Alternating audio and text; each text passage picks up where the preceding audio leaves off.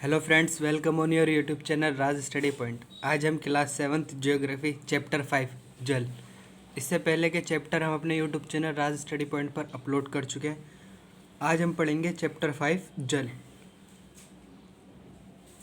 जल के बारे में सोचने पर आपके मस्तिष्क में क्या चित्र बनते हैं? आप नदी, जलप्रपात, वर्षा की रिमझिम, अपने नल के जल के बारे में सोचने लगते हैं। बच्चे वर्षा से भरे गड्ढे में कागज़ की नाव तैराकर बहुत खुश होते हैं। दोपहर तक गड्ढे में जमा जल गायब हो जाता है। वे जल कहाँ चला जाता है? सूर्य के ताप के कारण जल वाष्पित हो जाता है। जल जो वाष्पित होता है किस कारण होता है? सूर्य के ताप। जब सूर्य की रोशनी धरती पर पड़ती है तो उस कारण जल वाष्पित होकर वायु में मिल जाता है।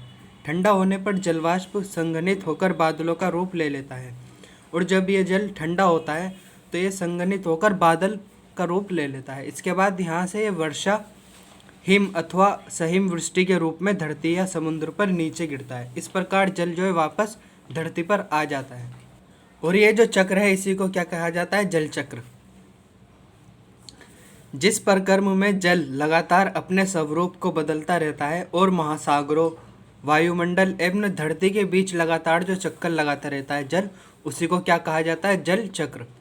जैसे पहले बारिश होती है, उसका जल गड्ढों में जमा हो जाता है, फिर वह वाष्पित होकर दोबारा वायु में मिल जाता है। उससे जब वो संघनित होता है फिर बादल बनते हैं और फिर से बारिश होती है। इस प्रकार जल धरती और महासागरों के बीच वायुमंडल से होता है चक्कर लगाता रहता है। इसी को क्या कहा जाता है? जल चक्र।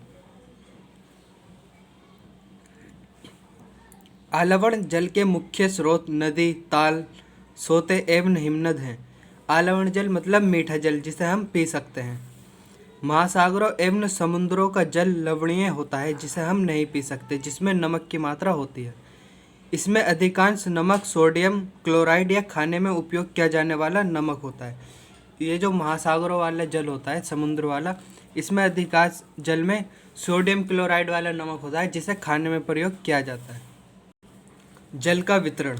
हम सभी जानते हैं कि पृथ्वी की सतह का 3/4 भाग जल से ढका हुआ है। पृथ्वी की जो सतह है उसका 3/4 भाग ही केवल जल से ढका हुआ है। यही धरती पर थल की अपेक्षा जल अधिक है। मतलब धरती जो है उस पर थल यानी स्थल की जगह जल अधिक मात्रा में है। तो अनेक देशों में जल की कमी का सामना क्यों करना पड़ता है? जबकि अगर देखा जाए धरती पर जल जो है ज़्यादा मात्रा में, इसके कारण भी अनेक देशों में जल की कमी का सामना क्यों करना पड़ता है, ये क्वेश्चन हमारे सामने आता है। तो इसका आंसर ये है क्योंकि पृथ्वी पर जो जल मौजूद है वो सारा ही जल पीने लायक नहीं है। उसमें से अगर देखा जाए कुछ जल महासागरों में है, कुछ बर्फ़ की परत के रूप में है, कुछ भौम जल के रूप में झीलों में, तो ये सारा जल जो है बटा हुआ है। इस प्रकार कुछ जल ही ऐसा है जिसे हम पीने के लिए उपयोग कर सकते हैं, अलवण जल। लवणता क्या होती है? 1000 ग्राम जल में मौजूद नमक की मात्रा होती है। लवणता जो है 1000 ग्राम जल में जो नमक की मात्रा मौजूद है उसी को क्या कहा जाता है?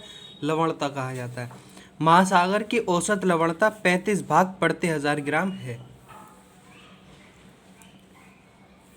इजराइल के मृत सागर में 340 ग्राम प्रति लीटर लवणता होती है। मतलब 1 लीटर जल में मृत सागर के 340 ग्राम लवणता होती है। महासागरीय परिसंचरण। समुद्री तट पर नंगे पैर चलने से कुछ जादुई सी अनुभूति होती है। पुलिन पर नम बालू, ठंडी पवन, समुद्री पक्षी, वायु में लवणीय गंध एवं लहरों का संगीत सब कुछ सम्मोहित करने वाला प्रतीत होता है। जब हम समुद्र किनारे बालू पर चलते हैं तो वहाँ कुछ जादुई सी अनुभूति होती है। जैसे वो जो बालू होता है वो ठंडा होता है, वहाँ समुद्री पक्षी देखने को मिलते हैं, ठंडी हवा होती है। तो इसी प्रकार ताल एवं झील के शांत जल के विपरीत, अगर हम झील के जल की बात करें तो झील का जो जल होता है वो शांत होता है। इसके विपरीत महासागरीय जल जो है हमेशा गतिमान रहता है। मतलब महासागर का जो जल है वह हमेशा गति करता रहता है, यह कभी शांत नहीं रहता। महासागर का जल कभी शांत नहीं रहता। महासागरों की गतियों को इस प्रकार वर्गीकृत कर सकते हैं जैसे तरंगे, ज्वार भाटा एवं धाराएं। ये क्या है? महासागर के जल की गतियाँ हैं जिनके कारण महासागर का जल हमेशा गतिमान रहता है। अब हम जल दिवस की बात करें कि एग्ज़ाम में पूछ लिया जाता है जल दिवस कब मनाया जाता है, तो 22 मार्च को विश्व जल दिवस मनाया जाता है। अब महासागर की गतियों में सबसे पहले हम पढ़ेंगे तरंगे। समुद्र तट पर गेंद से खेलते समय जब गेंद जल में गिर जाती है तो क्या होता है। आपने देखा होगा कि जब बच्चे समुद्र तट पर गेंद से खेल रहे होते हैं, अगर वो जल में गिर जाती है तो वो वापस तट पर आ जाती है। ये कैसे होता है? ये दृश्य बहुत ही मनोरंजक होता है क्योंकि तरंगे उसे वापस तट की ओर ला देती हैं। जब महासागरीय सतह पर जल लगातार उठता और गिरता रहता है तो इन्हें क्या कहा जाता है? तरंगे। जैसे महासागरीय सतह पर जल उठेगा और गिरता है, उसी को क्या कहा जाता है? तरंगे। तूफान में तेज वायु चलने पर विशाल तरंगे उत्पन्न होती हैं। जैसे ही वायु तेज होती है वैसे ही तरंगे भी विशाल होने लगती हैं। इनके कारण अत्यधिक विनाश भी हो सकता है, जैसे भूकंप, ज्वालामुखी उद्गार या जल के नीचे भूस्खलन के कारण महासागरीय जल अत्यधिक विस्थापित होता है। इसके परिणाम स्वरूप 15 मीटर तक की ऊंचाई वाली विशाल ज्वारीय तरंगे उठ सकती हैं, जिन्हें क्या कहा जाता है? सुनामी कहा जाता है। अगर जैसे महासागर की सतह के नीचे भूकंप आता है तो उसके कारण क्या हो सकता है? विशाल ज्वारीय तरंगे उठ सकती हैं, जिसके कारण सुनामी आ सकती है। अब तक का सबसे विशाल सुनामी जो है बच्चों, वो 150 मीटर मापा गया था। ये तरंगे 700 किलोमीटर प्रति घंटे से अधिक की गति से चलती हैं। अगर सुनामी की जो सुनामी होती है वह 700 किलोमीटर से प्रति घंटे से अधिक गति से चलती है, मतलब 1 घंटे में 700 किलोमीटर से भी दूरी वह तय कर सकती है। 2004 के सुनामी से भारत के तटीय क्षेत्रों में अत्यधिक विनाश हुआ था। जब 2004 में सुनामी आई थी तो उससे भारत के तटीय क्षेत्र थे उनमें अत्यधिक विनाश हुआ था। सुनामी के बाद अंडमान और निकोबार द्वीप समूह में इंदिरा पॉइंट डूब गया था। सुनामी क्या है? सुनामी जो है जापानी भाषा का एक शब्द है जिसका अर्थ है पोताश्रय तरंगे, यानी क्योंकि सुनामी आने पर पोताश्रय जो है वो नष्ट हो जाते हैं, इसलिए इसे क्या कहा जाता है? पोताश्रय तरंगे। अब आपको क्लियर हो गया होगा कि सुनामी किस भाषा का शब्द है? जापानी भाषा का, जिसका क्या अर्थ है? पोताश्रय तरंगे। सुनामी आने का प्रथम संकेत यह होता है कि तटीय क्षेत्र में जल में तेजी से कमी आती है और फिर विनाशकारी तरंगे उठने लगती हैं। जैसे अगर आप समुद्र किनारे और अगर वहाँ सुनामी आने वाली है तो क्या होता है कि जो समुद्र का जल है वो तेजी से पीछे की ओर हटता है और फिर एक साथ तेजी से आगे की ओर आता है, जिससे क्या आता है? विनाशकारी तरंगे, और वो सुनामी कहलाती है। नेक्स्ट हम पढ़ेंगे ज्वार भाटा। दिन में 2 बार नियम से महासागरीय जल का उठना एवं गिरना ज्वार भाटा कहलाता है। मतलब दिन में 2 बार जब महासागरीय जल उठेगा और गिरता है उसी को ज्वार भाटा कहते हैं। जब सर्वाधिक ऊंचाई तक उठकर जल तट के बड़े हिस्से को डुबो देता है तो उसी को ज्वार कहते हैं, और जल जब अपने वापस निम्नतर स्तर पर आ जाता है और तट से पीछे हो जाता है तो उसे क्या कहा जाता है? भाटा। इसी प्रकार ज्वार भाटा जो है दिन में 2 बार नियम से उठता और गिरने को ज्वार भाटा कहते हैं।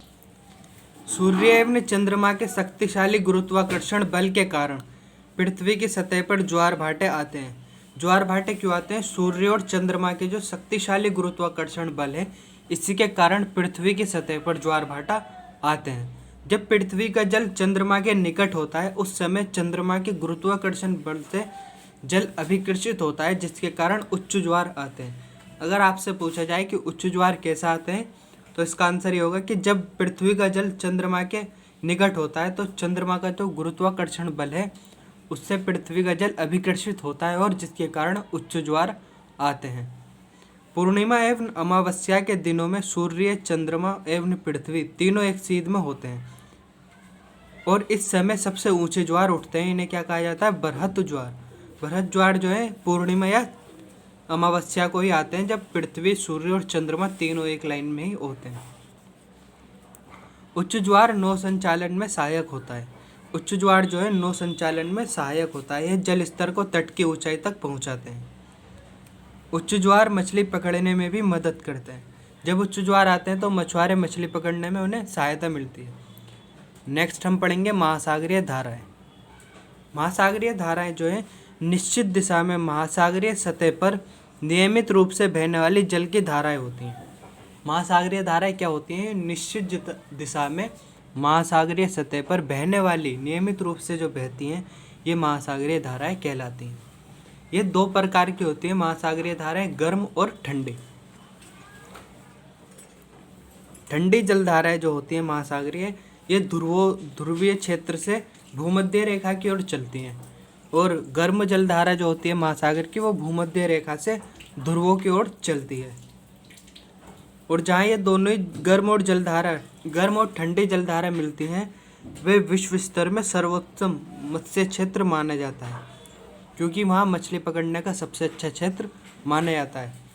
इस चैप्टर में इतना ही। ये चैप्टर कंप्लीट हो चुका है। मिलते हैं नेक्स्ट वीडियो में। वीडियो अच्छी लगी हो तो वीडियो को लाइक करें, अपने फ्रेंड्स के साथ शेयर करें, और हमारे यूट्यूब चैनल राज स्टडी पॉइंट को सब्सक्राइब करें। Thank you.